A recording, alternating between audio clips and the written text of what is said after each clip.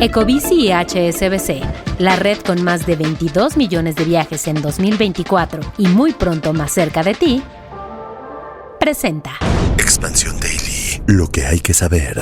Cárteles como terroristas, extradición de grandes capos y otras amenazas de Estados Unidos. También el viraje en la estrategia de seguridad. Y los escándalos y excesos de morenistas que marcaron este 2025. Es martes 23 de diciembre, yo soy Mariel Ibarra y esto es Expansión Daily. Expansión Daily, el resumen del año. Lo que hay que saber. Política. Bienvenido y bienvenido a un nuevo capítulo especial donde haremos un recorrido por los hechos que definieron la conversación en México este año.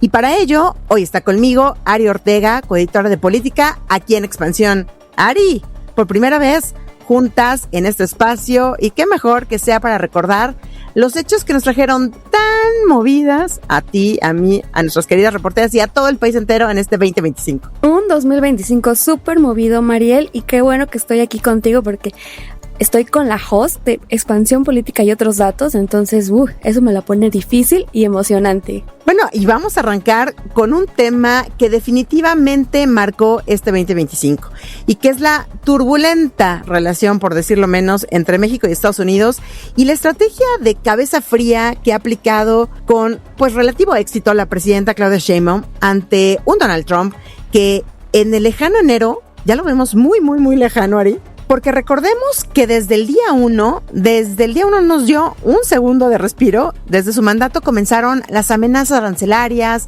y las órdenes ejecutivas en contra de México. Y bueno, Ari, todo lo que ya hemos venido padeciendo y en un movimiento muy significativo ocurrido en febrero del 2025, un mes después de que llegó a la presidencia, designa a 6 cárteles mexicanos como organizaciones terroristas extranjeras y desde ahí comenzó nuestra historia de este año, Ari. Una larga historia, Mariel, como bien lo dices, y bueno, el enero de 2025 se hace lejano, pero ya tenemos enero 2026 en la puerta de la esquina, y entonces eso quiere decir que ya tenemos un año con este estira y afloja del presidente Donald Trump con México, y pues con todo lo que ha hecho, ¿no? Como ya le mencionabas, nombrar a estos cárteles mexicanos como organizaciones terroristas ha traído bastantes consecuencias. Entre los cárteles que ya enumeró y los tiene en la mira, en la lista negra, como tiene otras organizaciones internacionales, yo creo que mucho más peligrosas, pero bueno, también está aquí en esta lista el cártel de Sinaloa, el cártel Jalisco Nueva Generación, la Nueva Familia Michoacana, Cárteles Unidos, así como el cártel del Golfo y el cártel del Noreste. O sea, si faltó alguno de los que tienen presencia en México, nada más dime, ¿no? Porque creo que fueron todos. Sí, bueno, fueron los grandes y como ya decías, y comparándolos con ISIS, Al Qaeda, como sabemos que están en países como Irak e Irán. Pero, a ver, Ari, ¿por qué Trump y su gobierno decidieron designar a estos cárteles con esta denominación y qué implica? Bueno, esto es prácticamente y básicamente porque los responsabiliza de la entrada a Estados Unidos de la droga, el fentanilo, una de las más potentes que tenemos actualmente en en ambos países, pero en Estados Unidos en su mayor momento causó hasta 70,000 muertes de estadounidenses por sobredosis. Esta es una de las razones principales porque lo responsabiliza a los cárteles mexicanos, porque dice que esta droga ha entrado principalmente a Estados Unidos precisamente por México y por estos cárteles. Y si tú escuchaste el podcast ayer, sabrás las consecuencias económicas que tuvo en México esta designación, pero eso ya lo relató Alberto Verduzco y Luciana de Marcos. Pero en México también hubo consecuencias, Ari, porque empezó a mover los hilos en el gobierno mexicano, empezó a haber muchísima presión más, tanto a la presidenta Claudia Sheinbaum como a todo su gobierno, para que se comenzaran a mover los hilos en favor de frenar justamente este fentanilo y frenar a los cárteles de la droga.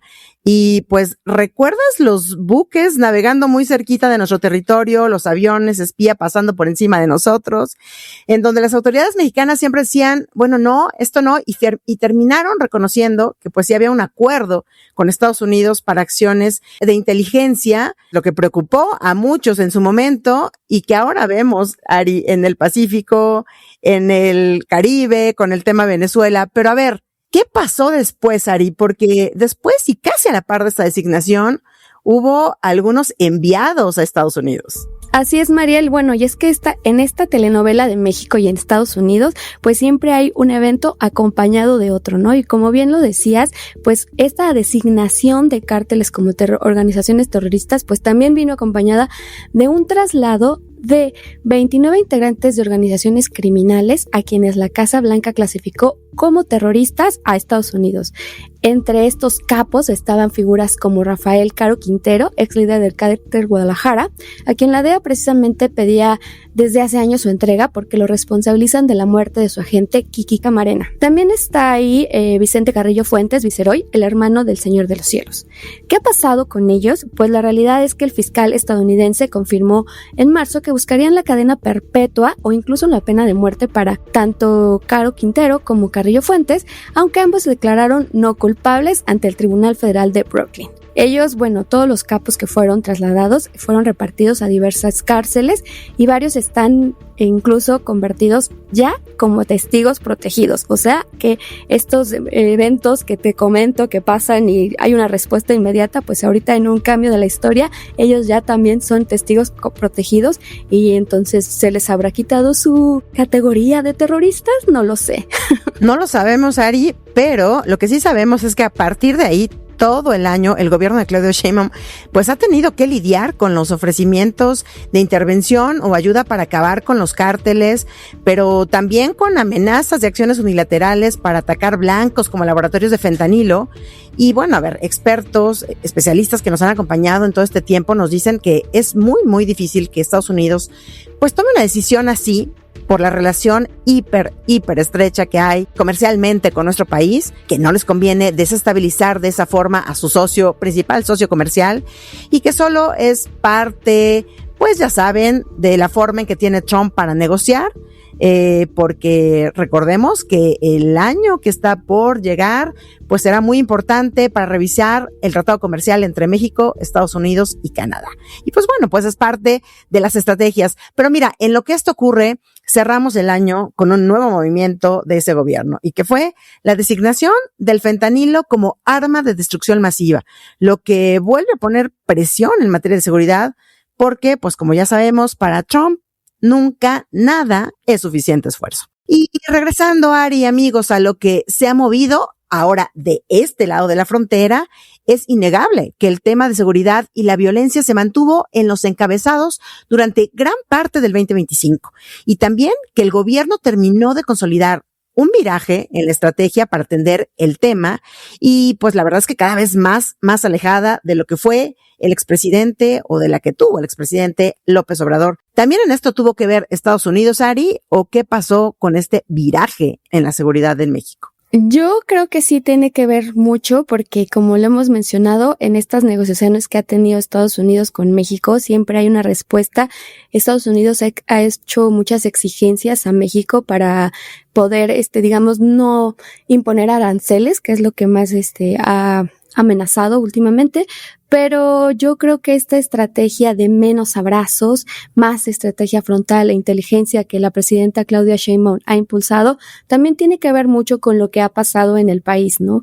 Digo, ha conseguido ya 37,000 detenciones, con lo que ha logrado reducir el homicidio en más del 30%, pero aún así hemos visto elementos y casos fuertes de violencia que todavía no queda claro, esta estrategia, cómo está haciéndose, y realmente Estados Unidos cómo la está percibiendo, porque al momento dice no va a haber más aranceles, tenemos una buena negociación, México ha estado haciendo mucho, pero también después vuelve a decir que todavía le falta hacer México, todavía no ha cumplido las metas, aunque no está claro cuáles son las metas que para Estados Unidos serían las ideales, ¿no? En lo que se refiere a la Operación Frontera Norte, por ejemplo, que se lanzó en febrero de 2025, justo después de que se designaron a estas organizaciones como terroristas, se movilizaron 10,000 elementos de Fuerzas Armadas y de la Guardia Nacional para combatir drogas y delitos fronterizos. Esto resultó en 1,854 detenciones, más de 1,700 vehículos asegurados y el incremento y decomiso de varias drogas, incluido precisamente el fentanilo. Hablabas tú, Ari, hace un momento de estas 37,000 detenciones y pues una reducción en el homicidio de más del 30%, pero hay expertos y organizaciones que han cuestionado esta reducción, sugiriendo que podría deberse a la reclasificación de delitos, como el tema de desapariciones, el tema de delitos de homicidio no culposo, y que esto no refleja una caída real de la violencia. Incluso hay algunos que dicen que el tema de los homicidios dolosos ya no es indicador para medir la violencia en México. Vamos a ver cómo está esto. Lo cierto, amigos, y ahí ustedes tienen la última palabra, es que cuando platicas con la gente en las calles y en estados como Michoacán y Sinaloa, pues esta sensación de que ya bajó la violencia, de que está mejor la seguridad, la verdad es de que no llega. Fueron estados donde la reducción de los homicidios pues no se siente, y parece que la crisis de violencia no tiene fin, Ari. La crisis de violencia no tiene fin en estos estados, como ya mencionas. Michoacán, de hecho, vivió, 2 episodios bastante fuertes. De hecho, uno, pues, se convirtió en bandera nacional, incluso en varias ciudades. En la Ciudad de México también se protestó por el asesinato del alcalde de Uruapan, Carlos Manzo. Y también, también a este se sumó el asesinato del empresario limonero Bernardo Bravo, quienes causaron mucho hartazgo, mucha insatisfacción con los resultados que se está dando, porque la gente de verdad está cansada por la inseguridad y sobre todo la impunidad, ¿no? Entonces, esto contrasta mucho con las cifras, con estas reducciones de las que se habla desde el gobierno federal, ¿no? Michoacán, pues, es un estado que lleva ya 2 décadas sin conocer la paz, desde que se inició esta llamada guerra contra el narcotráfico en el 2006. Y bueno, cabe recordar aquí que la extorsión es una de las cosas que más, o uno de los delitos que más les duele y que más afecta a esta región del país. Los aguacateros, los limoneros, como eran Bernardo Bravo, pues están hartos de la delincuencia, o que la delincuencia les imponga precios, les controle los cultivos, les cierre y les abra caminos, y pues obviamente comenzaron a denunciar y pues se dieron estos asesinatos, Ari, pero Michoacán no fue la única entidad que fue emblemática por hechos de violencia en este 2025. Sinaloa fue otro de los estados que cumplió un año inmerso en una narcoguerra.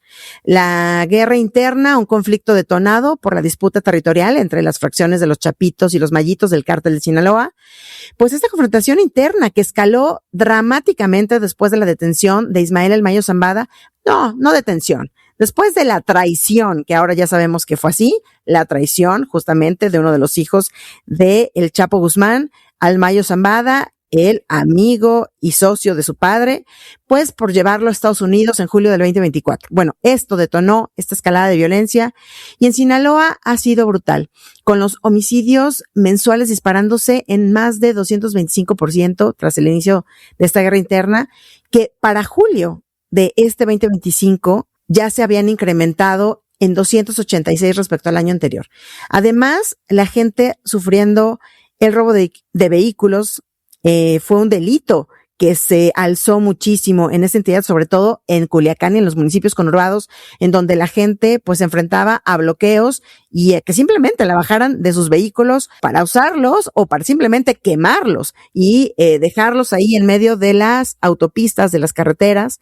Y bueno, pues había sumado más o menos 7,000 hurtos en el año, ¿no? En nuestro podcast hermano Política y otros datos hicimos un capítulo especial sobre Sinaloa, donde nos cuenta la gente cómo esta guerra ha trastocado todas las actividades y con ello la vida. Les vamos a dejar el link para que no se lo pierdan y puedan sentir realmente pues el dolor y la preocupación que tiene la gente que vive en Culiacán. Y Ari, pues es que esta inseguridad también se fue a lo económico, ¿no? Claro, es que, como bien lo decías, esto impacta en todos los sentidos, o sea, en educación, en seguridad y pues en economía, ¿no? La Coparmex estima que las pérdidas generadas por el clima de violencia suman hasta 36,000 millones de pesos, además de que la pérdida de 7,000 patrones y 36,000 empleos. O sea, afecta solamente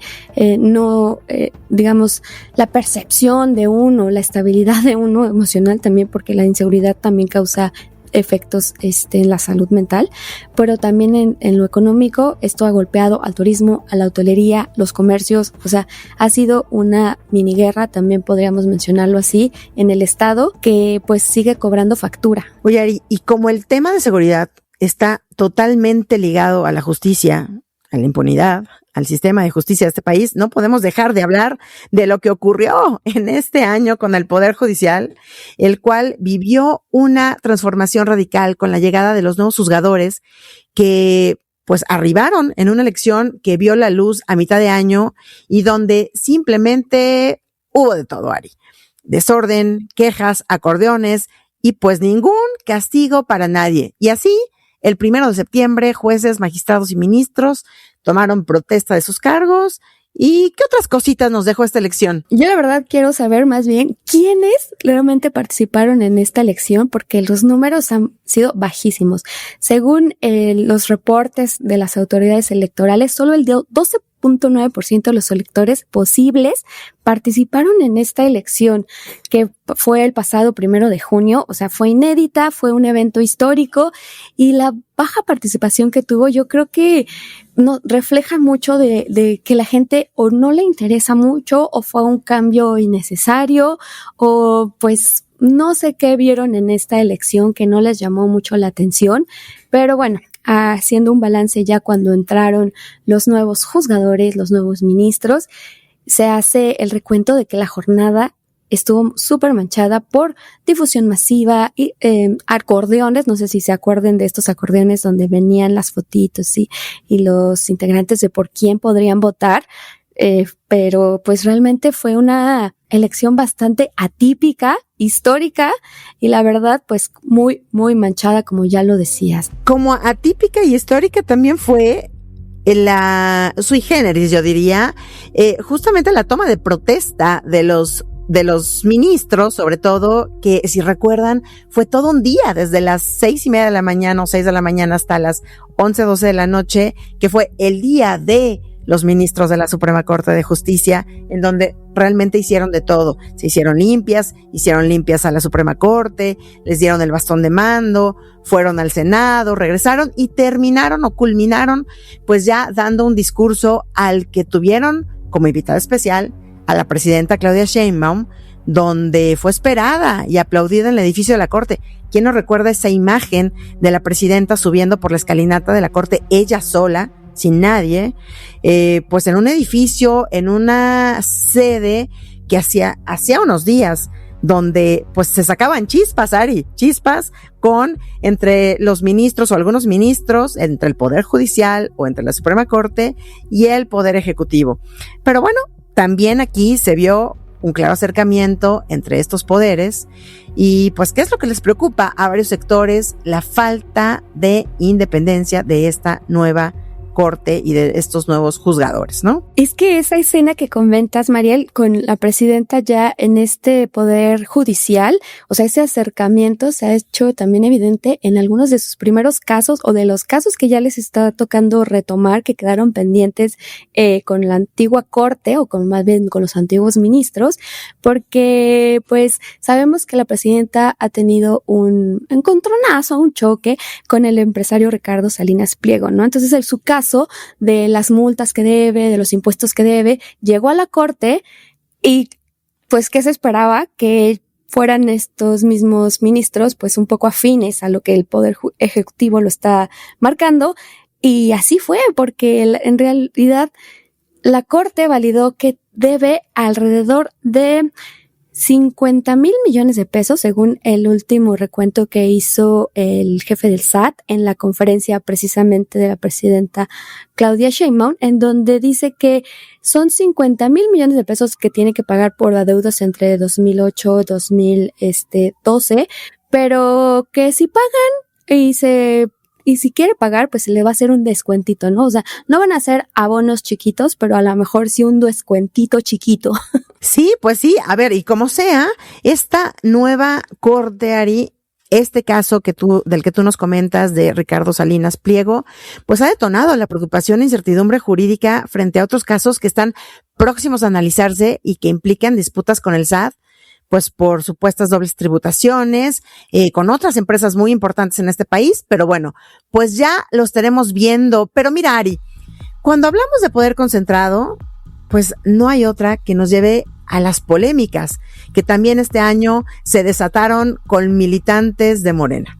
Un partido que, a pesar de sus principios de austeridad, de todo lo que se dice en los discursos, pues fue visto, varios miembros de ellos fueron cachados, fueron vistos y fueron puestos en el ojo de huracán por sus lujos, sus excesos y hasta sus implicaciones con el crimen organizado. Y es que uno de los personajes principales de este partido es Adán Augusto López. Incluso tú sabes que él también quiso ser candidato a la presidencia, pero ganó Claudia Sheinbaum. Pero bueno, el senador morenista fue señalado de adjudicar contratos por 592 millones de pesos a empresas de sus amigos y clientes de la notaría que tiene en Tabasco cuando él fue gobernador. Él fue gobernador de esta entidad precisamente, y el principal beneficiario fue Manuel Santendrú, un dueño de una constructora con el mismo nombre y amigo desde su juventud, ¿no? O sea, como que ahí sí aplicó la de amigos para siempre y pues aquí está un cachito de lo mío es tuyo, ¿no? Pero fíjate que más que este caso,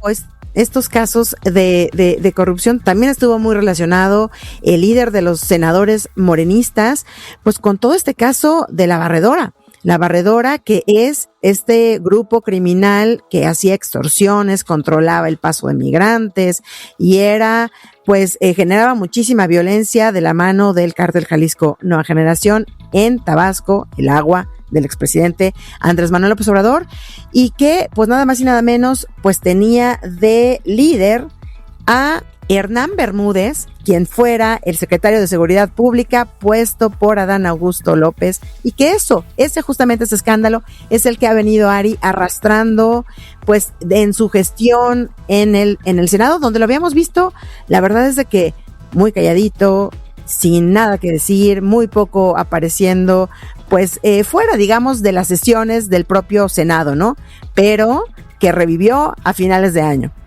Sí, Mariel, ya sabemos que, bueno, esto fue uno de los episodios que más ha atraído la atención en los morenistas y sobre todo pues de la presidenta, ¿no? Porque ya la han cuestionado varias veces por esta relación del exsecretario de Seguridad Hernán Bermúdez, quien es el líder de La Barredora, que ya está en proceso su caso, pues con el líder de los senadores, quien ha dicho que no sabía nada cuando fue gobernador de esta relación criminal que tenía y que ahorita está siendo investigada. Pero no fue el único. Hubo otros excesos de morenistas que también se pusieron en la palestra en este verano.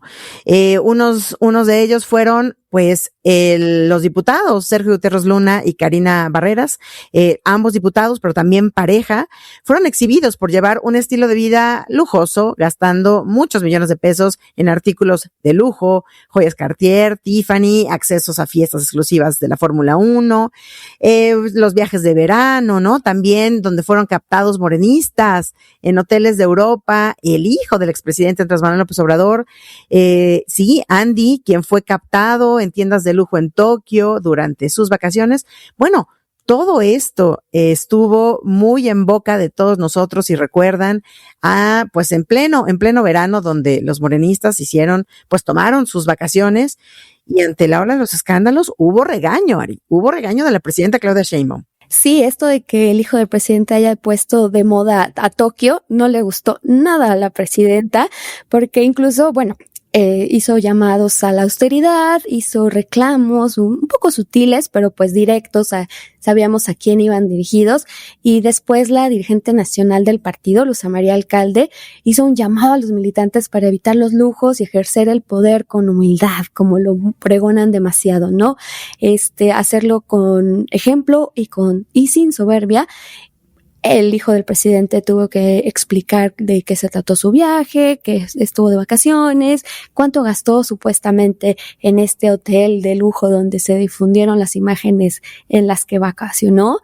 Pero pues esto también vino de un listado de 34 lineamientos obligatorios que prohíben a los morenistas, especialmente a quienes buscan candidaturas, utilizar recursos públicos con fines distintos a los oficiales, viajar en primera clase, cof, porque esto le va a pegar mucho a los morenistas. Digo, hemos visto imágenes hasta de, por ejemplo, Noroña, ¿no? Que viaja de lujo, pero bueno, esto es lo que dicen los lineamientos. O, bueno, también usar vehículos aéreos privados. También hemos visto algunos personajes de Morena que lo han hecho. Exhibir joyas, ropa y automóviles de alto valor. Que bueno, ¿para qué te digo? También hemos visto a morenistas haciéndolo. Esto les pegó mucho, como ya decíamos, en el verano, como a nosotros y a todo el país, Ari. También pegó otra cosa, que fueron las lluvias, las torrenciales lluvias que esta temporada no nos dieron tregua. Un tema que afectó en varias partes del país. Bueno, en la Ciudad de México nos afectó muchísimo, ya sentíamos que eran las lluvias más impresionantes que habíamos tenido en las últimas décadas, inundaciones, encharcamientos, hundimientos, pero en donde la verdad es de que estuvo mucho, mucho peor fueron las intensas lluvias ocurridas en 5 estados, me refiero, Ari, en Puebla, en Querétaro, en San Luis Potosí, en Hidalgo y en Veracruz, que ahí sí causaron daños en más de 100,000 viviendas. Y pues esto trajo nuevamente una vieja discusión a la mesa política, Ari, que es el tema de la falta de recursos para atender rápidamente a estas afectaciones, el Fonden. Ciertamente el Fonden ha sido muy polémico desde que estaba el presidente Andrés Manuel López Obrador, ya sabes, lo llamaba la caja chica, pero pues esto había servido para algunos estados, ¿no? El mecanismo con el que funcionaba para atender estas tragedias que han sucedido porque son inevitables. Pero bueno, la presidenta defiende que con su nuevo mecanismo, que es hacer un censo, dar recursos inmediatamente, dar algunos electrodomésticos, despensas, pues esto ha funcionado muchísimo y pues que este mecanismo ayudó a más de 100,000 familias damnificadas en estos 5 estados, porque asegura que con el Fonden se hubiera tardado hasta 48 días iniciar este apoyo, mientras que con su mecanismo pues ya se entregaron 7,426 millones de pesos de manera inmediata. Y la Ciudad de México, como decíamos, Ari, no fue la excepción y también sufrió con estas lluvias, afectaciones, sobre todo en las alcaldías del Oriente, en Iztapalapa, en colonias como el Ejército de Oriente, donde pues en algunas lluvias el agua alcanzó hasta 73.7 milímetros. Y las inundaciones, ya sabes, siempre abajo del periférico, pues en los sobrepuentes o en los bajopuentes más bien de Palmas y Reforma. Bueno, vimos escenas de un viaducto inundado, tapado y con los coches flotando. Así es de que esto nos dejó, pues nuevamente, como todos los años, varias, pues exigencias hacia la autoridad de, pues, sí, oye, Ari, todos los años ocurren estos encharcamientos, estas inundaciones, casi que en los mismos lugares. ¿Por qué no se ha hecho algo para solucionarlo, no? Y sí, Mariel, espero que la respuesta la tengamos en 2026 sobre cómo están actuando las autoridades para resolver este problema de las inundaciones y pues ya no tengamos imágenes como las que vivimos, como las que comentaste de los automóviles en las calles de la Ciudad de México flotando básicamente, o la que tuvimos también en Veracruz, donde una pareja de ancianos estaba sobre su vivienda porque todo lo demás estaba inundado y ellos permanecían abrazados esperando que fueran rescatados. Ojalá que no, Ari, y yo de verdad le estoy rezando a todos los dioses, principalmente a Tlaloc, para que nos dé tregua el próximo año, porque recordemos que la época de lluvias nos va a caer en pleno Mundial de Fútbol. Así es de que, por favor, todos, cadena de oración, para que nos dé tregua, pues, los días en que vamos a tener los partidos, el fútbol, donde los ojos del mundo estarán puestos en México y en la Ciudad de México, pues, para que podamos disfrutar los partidos y toda la fiesta mundialista que tendremos en el próximo año.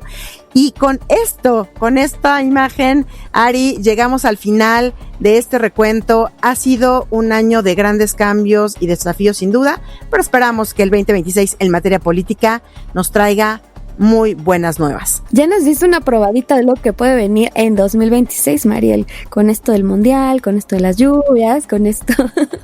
Y ya no les dije la reforma electoral y todas las otras cosas lindas que en los acuerdos o no acuerdos con el TEMEC. Pero bueno, eso será historia del próximo año, del 2026. Y amigos, recuerden que toda la cobertura e información de estos y justamente otros temas están disponibles en Expansión MX y estarán a lo largo de todo el 2026. Leemos sus comentarios en las redes sociales de Expansión, @Expansión Política, y nos escuchamos mañana con todo lo acontecido en el mundo de los deportes a lo largo del 2025. Bye, bye. En estas vacaciones, Expansión Daily no te abandona, porque hemos preparado para ti 6 especiales con todo lo que pasó en el año. Política nacional, deportes, información internacional, economía, tecnología y empresas. Y nuestra esperanzadora, no todo está perdido. Para que este año lo cierres con lo que hay que saber. Expansión Daily, nuestro resumen del año. Escúchalos en tu plataforma de podcast favorita a partir de las 6 de la mañana. Felices fiestas. Este episodio llega a ti gracias a rss.com. El podcasting hecho simple.